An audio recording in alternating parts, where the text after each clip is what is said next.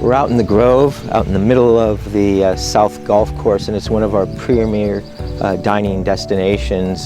Sitting outside on a lovely summer evening, perfect spot to wine and dine and enjoy your guests.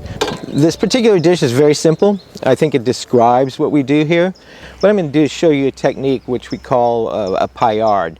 And I think even people that have an apprehension towards salmon, when they taste it prepared this way, they're going to enjoy it because the texture is different.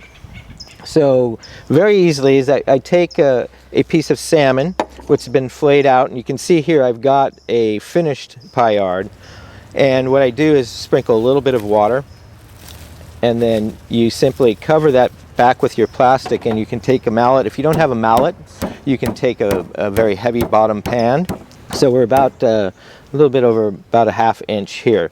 Now I like to soak my salmon in a little salt brine, and so therefore you won't see me salting it, but pepper is welcome. And for this particular dish I'm going to use a little moresh pepper. So I'm heating up a pan. In the pan I have grapeseed oil, so obviously a local product. We've got a lot of grapeseed. And so for a long time that was just put back into the vineyards and tilled back into the soil. Now what they do is they express those seeds and produce a fabulous tasting oil that's pure in flavor and also has a very high smoke point. So on medium heat I'm going to take that and gently lay it into my pan, and it should just begin to sizzle. You don't want your pan to be too hot because you're going to burn the salmon. So as we do that, I'm going to move over and make a little salad. We've got some pretty cool greens that are coming out here locally in Carneros, which sits right off of the San Francisco Bay. I'm getting some really fabulous flowering watercress, so peppery in flavor, a little bitter, and I want that juxtaposition to that oceany sweet flavor of the salmon. I've got some micro kale, and we're going to add a little bit of that to the mix, and then we also have some black radish. And then to this nice greens I'm going to add some grapefruit, so some Texas ruby grapefruit.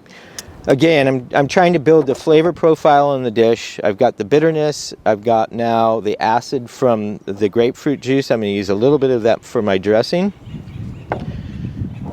And then I'm going to toss that. And it's really that easy, and just a little touch of olive oil.